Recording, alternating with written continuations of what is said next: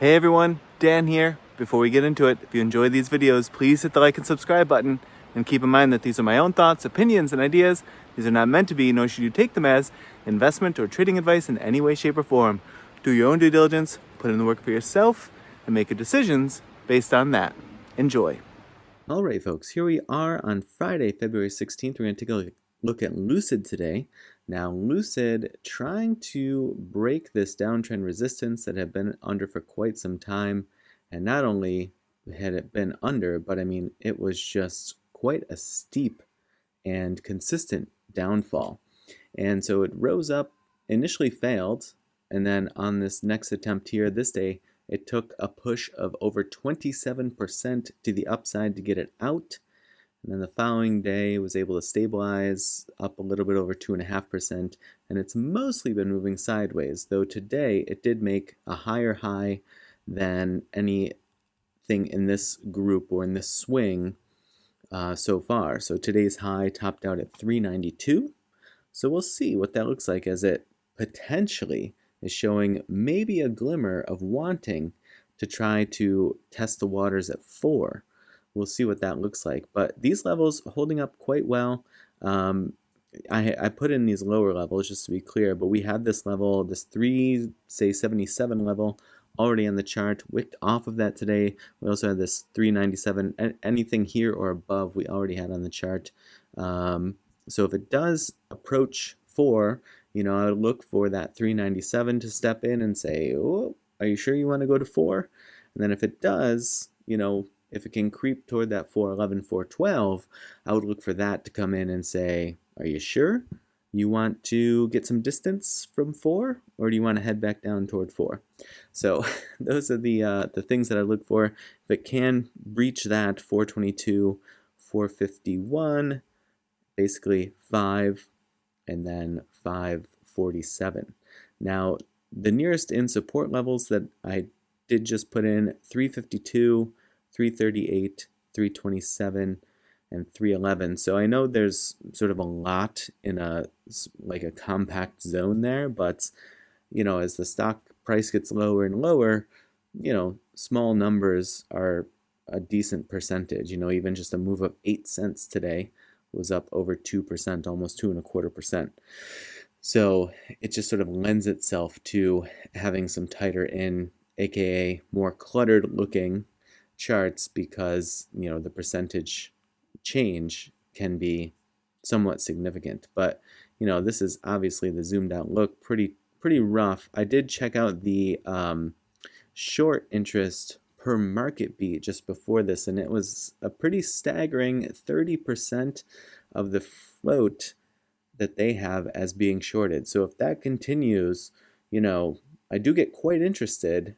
If it's really that high still, the data's a little delayed, but if it's really that high still, and you're getting this kind of a move continuing through it, how long those short sellers want to hang on versus feeling like they need to cover and cover quickly. And if you can get that in some sort of domino type fashion, that's where you can have something special take place. Now, if folks are interested, we could do an additional video where I'll go in and grab some extra data. I'd like to see what the borrow fee is. Look for 3 main things for something like a short squeeze to happen.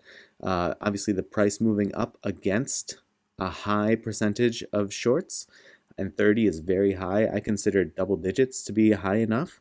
So 30, and then obviously it's moving up against them. I would want to go in and see what the borrow fee is. If the borrow fee is something like, at least like 50, something toward 100 or even higher, then I get really interested, because it's very expensive for them to borrow those shares to short.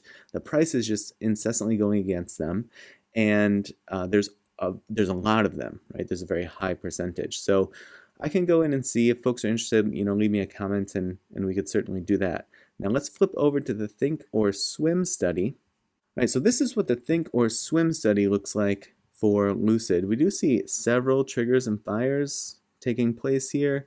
Looks like some decent callouts by it as well. If we grab this zone here, pretty lengthy trigger, and a fire, and then it triggered and fired again as it was just sort of bleeding, triggered and fired again as it was bleeding. So that whole sort of cascade of downtrend, kind of helped by incessant triggers and fires that continued on the push. Now it did pin itself to the mid-range here, and I was sort of wondering, is there opportunity for some reprieve here? Could this trigger and fire lead to something to the upside? Because I love that setup when it's pinned to the mid-range of the channel, the price, and then it starts to trigger down here. But the problem, in air quotes, the problem with the trigger and fire is you don't know when it fires which way it's going to go. And you don't even know if the fire is going to actually take place, meaning it could trigger and fire and basically nothing could happen. So I call that a misfire. But here something obviously did happen, but it was not the reprieve that I was hoping it could be for the bulls. Pinned to the mid-range, fired, and then that brought it pretty clearly from, mid-ish fours all the way down to 254. So a huge change in percentage. So really good call out there by the TTM squeeze indicator. It was well outside the lower bound of the channel, was able to come back in, and now has pinned itself to the mid-range of the channel for quite some time, putting in a decent amount of candles here, trying to hold sort of some bullish momentum on the histogram here. So we'll see if that continues to stay or play or what that looks like. Maybe we can get a new trigger and fire taking place. The only issue with that is it would sort of, if it's that same setup of pin to the mid-range and trigger and fire, that would sort of mean that it's going to pin itself and move basically sideways, maybe a smidge up. Whereas, for something like that short squeeze potential that I just spoke about, we'd really want to see it start to push the upper bound of this channel much sooner than later. That's situated right at about 4 right now. So, that would potentially look toward that 4 break if it can do that. But little herky-jerky action here on the histogram. So we'll see what it wants to do. As far as this wave cloud goes, it put in its sort of dying breaths here. And now it's kind of wondering, is it going to switch or is it going to reemerge? In a stock like this, it's been under such long distress, it's not uncommon to see a red wave that just kind of dies down and then it just picks right back up again and makes new lows. So we'll see what it does, but it's done a good job since this really atrocious downturn here of regrouping, getting back to the mid-range and being able to hold it. So more to come on that. All right, folks, I hope that your trading week went well and that you enjoy your long weekend. And as always, I appreciate you watching, and I will see you in the next video.